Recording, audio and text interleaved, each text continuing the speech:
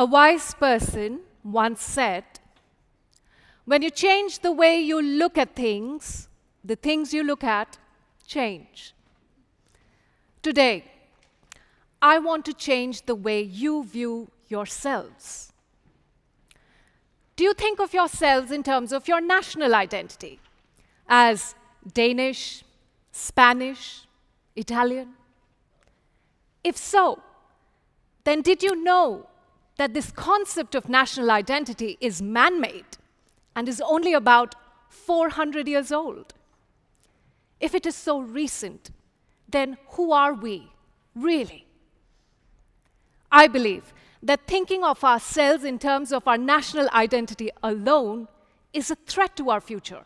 And today I want to show you why we need to think of ourselves differently and recognize our global identity. When you look at me, you see a woman with dark hair, brown skin, brown eyes. Some may even go on to say that I look Indian, and that would not be wrong. But could you also tell from the mere sight of me that I'm also from Central Asia, the Far East, and that I'm part Scandinavian? No, right? Well, in the summer of 2018, I found through a genome test that while I am 49% of East Indian Bengali origin, my genetic material is composed of ancestry from 5 different regions, of which 7% of my genetic material comes from Scandinavia. Talk about expecting the unexpected. This revelation made me marvel at how diverse we are, how ignorant we are of our origins, and how incredible it is to think that we are from one country alone.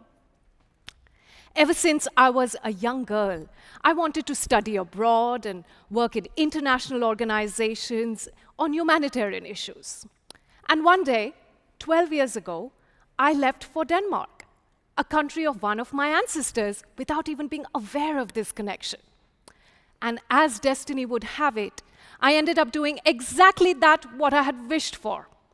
For over a decade, I have spent time communicating on global issues. Surrounded by colleagues from all over the world, I have often wondered why it is so difficult for us to find solutions to problems that affect us, but at the same time, that which occur at a global scale, when there are so many international agreements and endless forums and countless global summits. Why?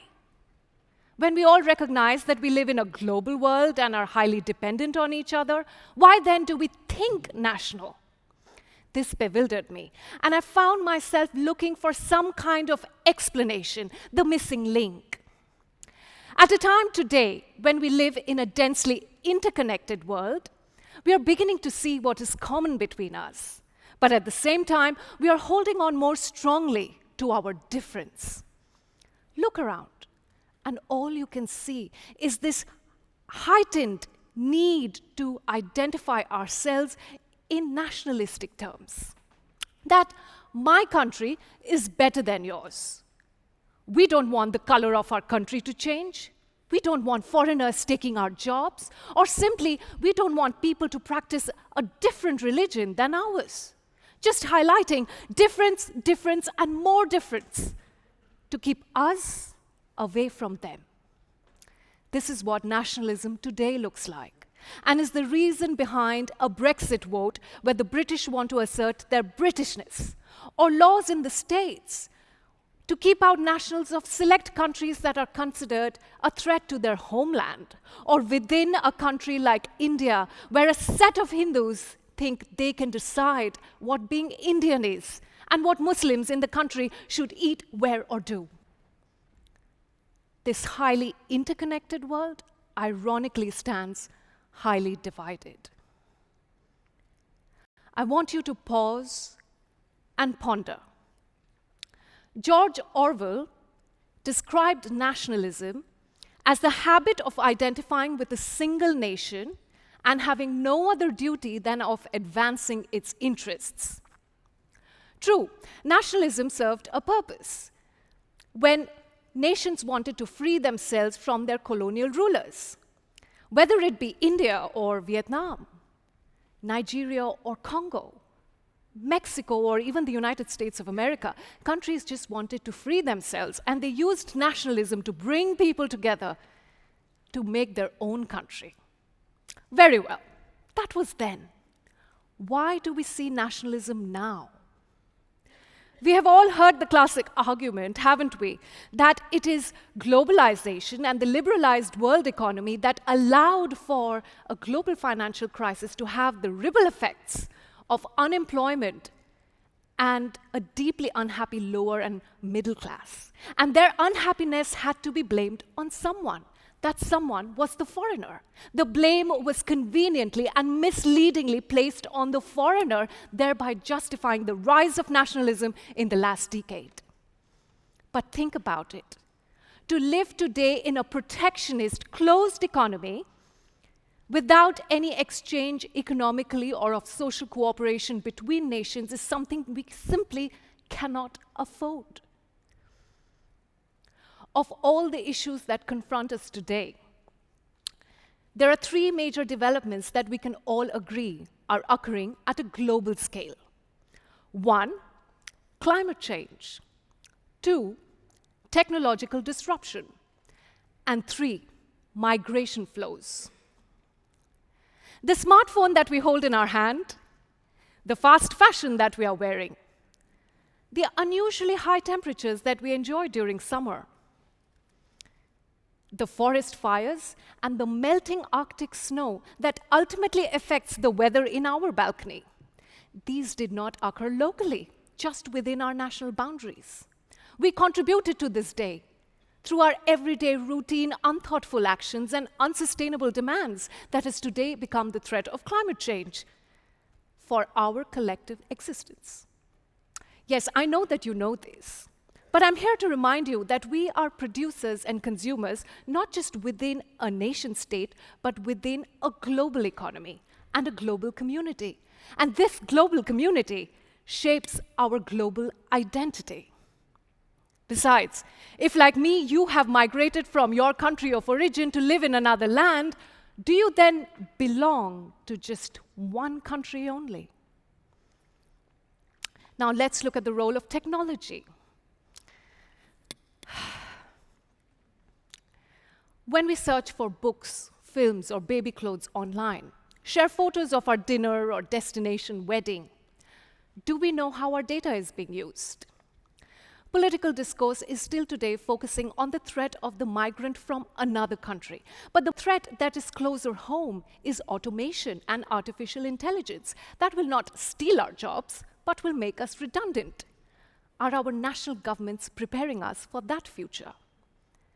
Technological giants, whether it be Facebook or Google, Amazon or Apple, are any nation equipped enough to make laws that keep pace with this rapidly developing technology that is entrenching our lives and transcending national borders? Is any nation equipped enough to make laws that regulate their operations? And no, censorship does not count. The fact is, neither we as citizens nor governments can even comprehend the enormity and complexity of what is going on around us, right? Last week, I was at a dinner party, and this colleague of mine, whose wife and children live in Vancouver, and he lives to work here, poor thing, goes back and forth, his work-life balance just happens across continents, so he's telling me how wonderful Vancouver is as a city, and I must visit, and I'm like, yeah, sure thing, I would love to visit. The TED conference happens in Vancouver, why not? I'll definitely come. And the next thing you know, my phone has heard this conversation too. And the next day, I start getting holiday ads for Vancouver as an incredible destination. And I'm shell-shocked because I didn't search for it, but there it was. And I'm like, you creep? And you might argue that maybe someone else on the same Wi-Fi network looked for it, and that's why, and blah, blah. But, you know, it's hard to explain. And I still find that rather creepy.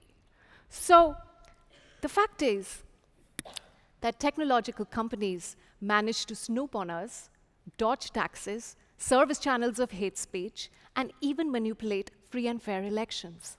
But has any country single-handedly managed to hold them accountable? Think about it. So what do we do when we are faced with a technological disruption, an ecological threat, and a migration crisis bang in our face?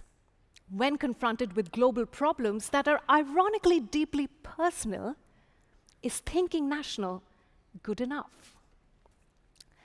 At a time when algorithms know us better than we do ourselves, where tech companies have rights to our data and we have none, when the bees and sparrows are quickly disappearing from our gardens, where the ocean is full of plastic and drinking water rapidly disappearing, our meal, our technology, and our holidays timed perfectly with regular seasons, all of it are under threat. The question is, can our national governments alone do something about it?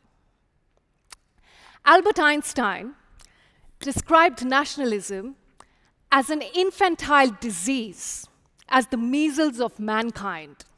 In other words, what he was really saying is that nationalism is an immature, unevolved response.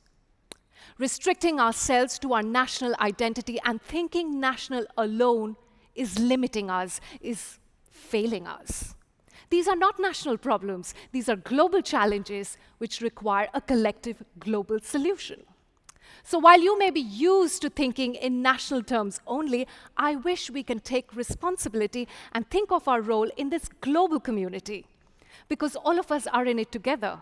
We will sink or survive together. So when it comes to making choices, I wish you ask yourself what you want and not put nation first, but humanity first. So you may ask, what is this global identity and how do we use it? Global identity is when you find belonging, not just within a particular ethnic group or nation state, but when you can relate to people from different parts of the globe. When you are comfortable with people and spaces that are different from your own. When you realize that you might be eating rajma chawal in India or gallo pinto in Costa Rica or baked beans with your English breakfast, but no matter what you call it, it is a variety of the same kidney beans in all of these places. Global identity is also not about forgetting the uniqueness and strength of your own cultures, but rather about curiosity, respect, and celebration of the culture you know little about. So be proud of the frikadella and kartoffelmus when you enjoy the kebab down the street. And while you may have opened up to foreign cuisine, it is opening up and embracing the foreigner who doesn't look like you, who doesn't dress like you, who even dreams in a different language, and yet you can see that you're more alike than different. I know, I married a Dane. That's when you know you have tapped on to your global identity. See, for all this talk of a globalized world, the fact is that we never really recovered from our nationalistic hangover, that we still think of ourselves as national citizens first, rather than as global beings with a global identity. And this is the missing link, the explanation I was looking for. Us realizing that our future and our survival depends not through loyalty to a single nation, but to all people we call a humanity.